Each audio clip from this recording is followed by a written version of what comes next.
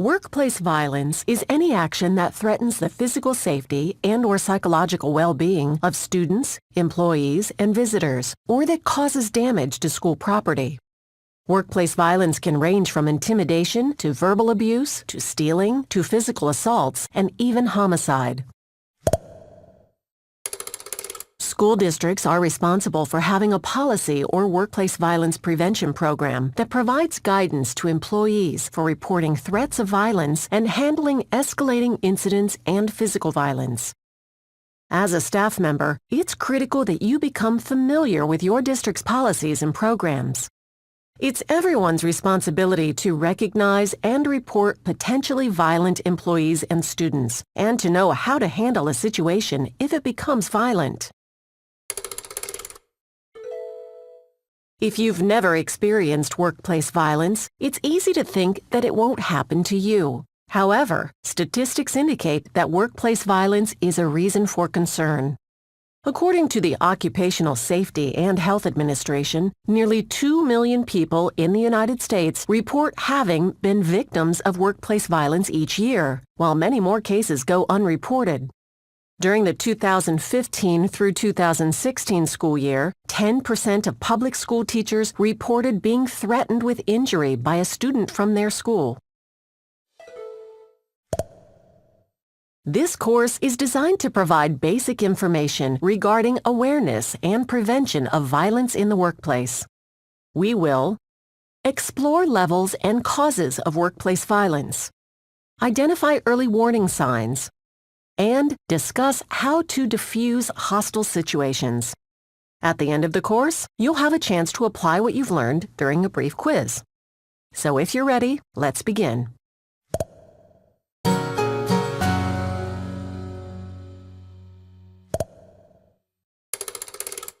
Workplace violence occurs on 3 levels that include verbal aggression, level 1, unreasonable behavior, level 2, and/or physical acts, level 3.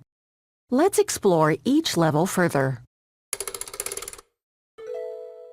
Level 1 deals with verbal aggression, which includes constantly refusing to cooperate, spreading rumors to harm others, being aggressively argumentative, and exhibiting belligerent behavior towards others.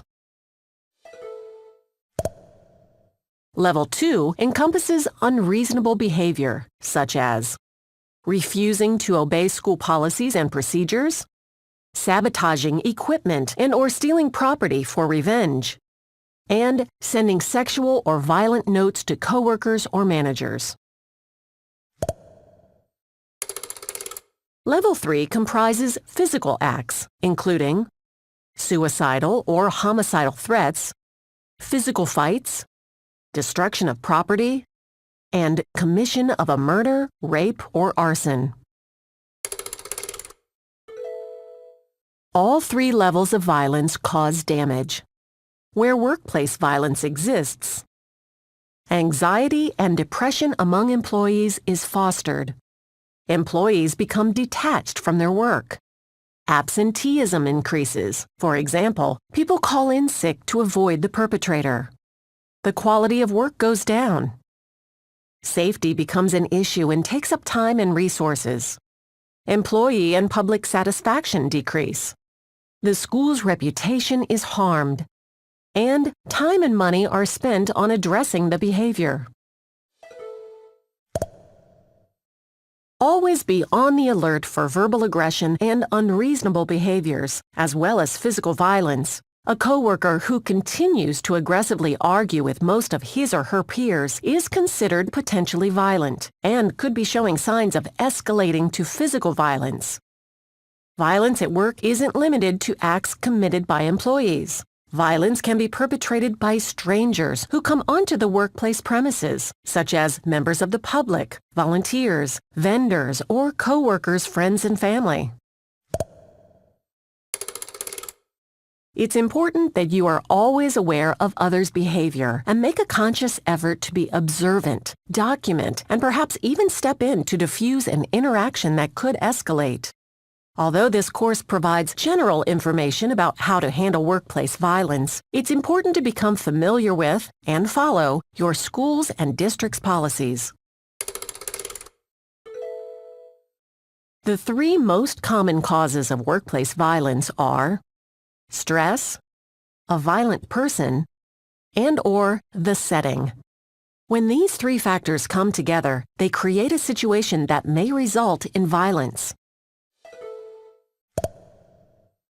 Stress can result from many kinds of life experiences, such as a death in the family, losing a job, rejection in a relationship, discrimination, feeling bullied by coworkers or managers, and many other work and personal situations.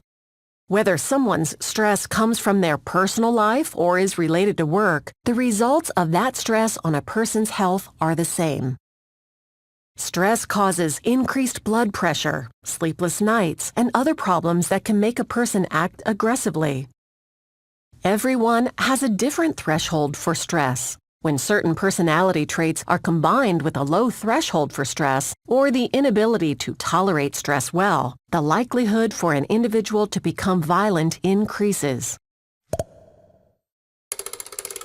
While you shouldn't go around diagnosing your peers, it's important to understand the characteristics of someone who may become violent. Most often, a violent person will have a history of one or more of the following: violence, obsession, romantic or otherwise, chemical dependence, depression, pathological blaming, displaced anger, being easily provoked, an interest in weapons, pervasive dissatisfaction with work or home life, a loss of personal power in some way, failure, and/or a personality disorder.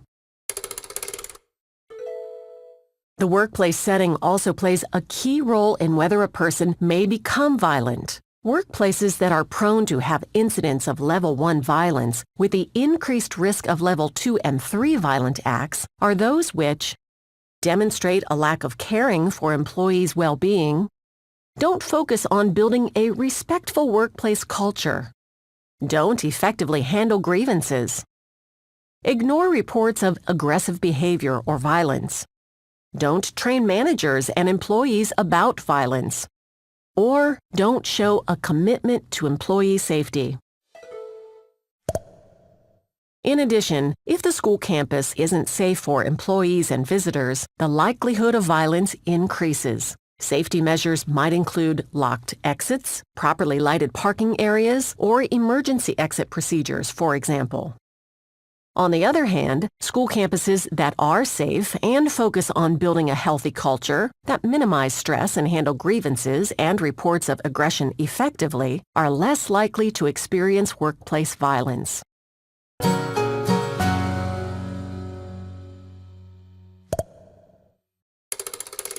It's impossible to predict with absolute certainty who will become violent or when. However, there are signs in people's communication patterns and work patterns that may be an indication of an individual escalating toward violence. If at any time you feel threatened, or if you think an individual is violent, it's imperative that you follow your school or district's violence prevention guidelines in reporting the individual. If you notice someone engaging in the following types of communication patterns, follow your school or district's violence prevention guidelines to report the individual. Be aware if someone threatens revenge against someone or against the school or district, becomes violently angry or easily angry, acts paranoid, openly speaks about weapons in the context of teaching people a lesson, intimidates, harasses, or engages in other types of belligerent behavior, displays unusual or unpredictable behavior, such as emotional outbursts, has numerous conflicts with others or can't seem to get along with anyone, makes continual excuses or constantly blames others, displays unshakable depression, and/or evidences serious psychological stress. In addition to the warning signs in an individual's communication patterns, you might also witness the following signs in a person's work. They may exhibit attendance problems, the need for constant informal counseling for personal problems, a gradual or sudden decrease in the quality of their work, decreased productivity, inconsistent work patterns, poor on-the-job relationships, problems concentrating, a lack of attention to safety procedures and other school or district procedures and policies, declining health and hygiene, and/or evidence of drug or alcohol abuse.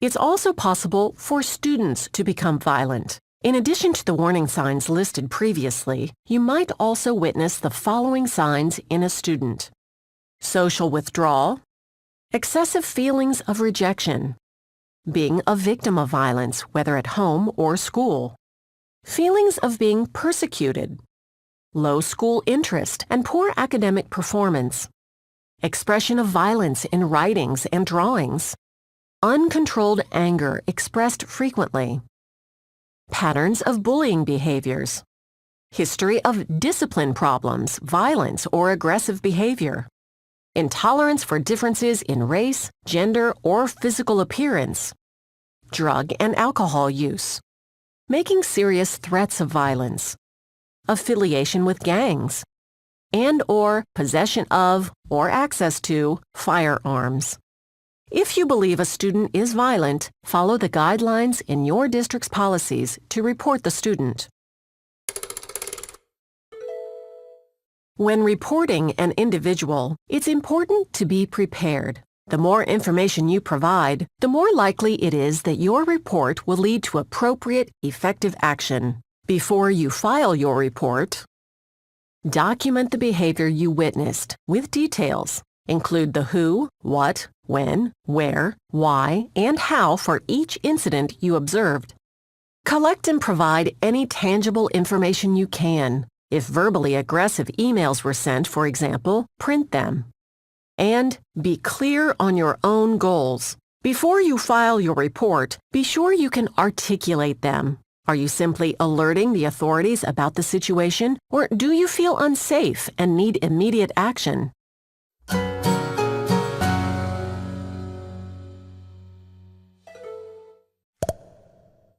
What can you do when facing a hostile situation? The most important thing is to show that you care about why the individual is angry and that you want to help. To do that, follow these 10 steps. Step 1. Observe. Look for any visual signs of intoxication, unusual speech, or other warning signs. If you think your safety is at risk, immediately contact security, the individual designated in your violence prevention policy, your school resource officer, or local police. Step 2. Listen. Listen to the person who's upset. If they think they're being heard, stress and frustration may decline. A potentially violent person needs to feel that your top priority is helping them. Don't interrupt. Be attentive. Step 3. Avoid getting defensive. To avoid further escalation, don't defend your actions or those of anyone else. Hear the complaint without assigning responsibility. Step 4. Acknowledge emotions. Say things like, "Let's see how we can resolve this problem," or "I can understand why you would be upset. How can we help you?" Notice the use of empathy and the word "we," which indicates you are teaming up with this individual. Step 5. Avoid an audience. If there are other people in the same room, take the individual to a private setting. This will help the individual receive personal attention, and you can avoid the ripple effect of agitating others. Step 6. Recognize the need for respect. We all need to feel valued. During an escalated situation, it's imperative you recognize the violent person's need for you to show respect. Use a tone of voice and body language that communicate respect. Step 7. Speak calmly and softly. Keep in mind that the angry individual is experiencing increased anxiety, so it's important to keep calm. Step 8. Focus on the problem. The individual may say things that are irrelevant to the problem, such as calling you names. Don't lash out. Instead, keep the conversation focused on the problem. Letting your emotions get the best of you will only escalate the situation. Step 9. Ask questions.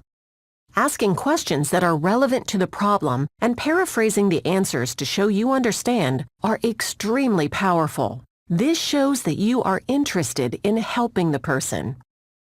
And Step 10. Step away if you need to. In the end, if you feel you're in danger and your attempts to calm the individual and resolve the problem aren't working, step away. Calmly say that you're going to discuss the situation with another peer to see if you can get more help, and then move to a place where you can call your school resource officer or the police. Remain safe until help comes. Additional guidelines to follow during encounters with angry individuals include: don't allow the person to sit or stand between you and the door. You need to be able to exit easily. Remain 3 arm lengths away to provide adequate distance from the individual while still effectively communicating. Don't touch the individual, and don't engage in any threatening nonverbal behavior, such as pointing your finger or getting in their personal space. Don't turn your back on the individual. Keep sharp objects out of reach at all times. If possible, get another person involved in the conversation so that you're not alone. If you see a weapon, leave immediately. Don't attempt to seize the weapon. Make a point of understanding your school or district's violence prevention program and other safety measures so you can fully comply with them when you find yourself in an escalated situation. And always promptly and accurately report incidents of violence and people who appear as though they may become violent. To do so, follow the reporting guidelines as set forth in your school or district's violence prevention program. If you want to be more proactive in building a positive educational culture free from violence, you could speak up about a complaint, make a suggestion to improve safety and security, or participate on a safety committee. Despite everyone's best efforts, there's a chance an angry person may escalate to physical violence. When an individual becomes intent on engaging in violence, often there's no pattern or method to the selection of victims. Most violent situations are unpredictable, evolve quickly, and are over within minutes. When a person becomes violent, evacuate, leaving your belongings behind. Help others evacuate if possible. If evacuation is impossible, get out of the perpetrator's view or behind a locked door if possible, but be sure you're not trapped. Silence your phone and remain quiet. Don't attempt to move wounded people. Call 911 when it's safe to do so. And follow the instructions of police officers as they arrive on the scene. Expect that they will be aggressively shouting orders that you should immediately follow. Keep your hands visible so the police know you aren't armed. Workplace violence is a result of an individual's stress, personality characteristics, and the home or work environment. You can detect early warning signs that someone may become violent by observing communication and work. You can diffuse escalating situations by showing the individual respect and that you are interested in understanding the situation and helping resolve it. Organizations can prevent workplace violence by having workplace violence prevention policies in place and creating procedures focused on building a safe workplace culture. After taking this course, you should be able to recall levels and causes of workplace violence, identify early warning signs of violence, and describe how to diffuse hostile situations. Review these points and repeat this course if needed.